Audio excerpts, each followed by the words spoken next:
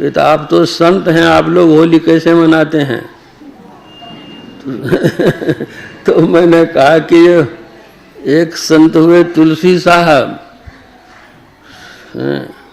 तो तुलसी साहब ने कहा कि खेलो री हृदय हरि होरी, कि बाहर में होली नहीं, अपने भीतर में होली खेलो। पल में पल सुरति बहोरी, जो सूरत संसार में फैली हुई है, बिखरी हुई है, उस सूरत को समेट करके भगवत भजन करो, यही होली होगी। रंग एक दूसरे पर छिड़कते हैं, तो वहाँ रंग क्या है, गुलाल क्या है? तो कहते हैं आस अबीर गुलाल गुनन की, आशा जो संसारिक हमारी है उसको अबीर बना लो, उड़ा दो, आशा छोड़ दो। और गुलाल जो है, त्रैगुण जो है, उसको पार कर जाओ। यह होली खेलो। रंग एक दूसरे पर डालते हैं, कहते बंक नाल रंग माट भरो है, अब पिया पर ले छिड़कोरी। बंकनाल कहते हैं आज्ञा चक्र को, बंकलाल कहते हैं त्रिपुटी को, कहते हैं वहां प्रकाश ही प्रकाश है, वही है रंग। ऐसी साधना करो दृष्टि साधन की कि तुम्हारे अंदर में प्रकाश हो जाए, यह होली है।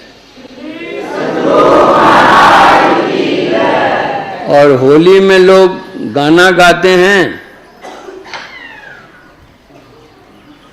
ढोल मृदंग भी बजाते हैं। तो कहते हैं जब ध्यान करोगे तो अपने अंदर में मृदंग की आवाज मालूम पड़ेगी, शंख की आवाज मालूम पड़ेगी, धधक धुनी शंख बजोरी। तो तुम्हारे अंदर वह प्रकाश भी होगा और शब्द भी होगा। तो इस तरह की तुम्हारी साधना हो कि उस प्रकाश को पाओ, दृष्टि साधन करो अच्छी तरह से, अपने अंदर के नाद को पकड़ो और वह नाद तुमको ले जाएगा। कहाँ से? जहाँ से वह आया है। वह नाद आया है परमात्मा के पास से ही, वह खींच करके परमात्मा के पास ले जाएगा तुमको। बाहर में तो कुछ द्वैत भाव रहता है, लेकिन वहाँ जाओगे अद्वैत हो जाएगा। बाहर में जो हम प्रेम करते हैं, एक न एक दिन प्रेम तो वह टूटेगा। चाहे हम जिस किसी से भी करें, वह प्रेम एक दिन छूटता है, टूटता है। मिलन जिससे हम करते हैं, एक न एक दिन विचरण होता है। किंतु परमात्मा से एक दिन मिलन हो जाने के बाद, एक बार भी मिलन हो जाने के बाद, एक क्षण के लिए भी मिलन हो जाने के बाद, फिर वह मिलन कभी विचरण नहीं होता।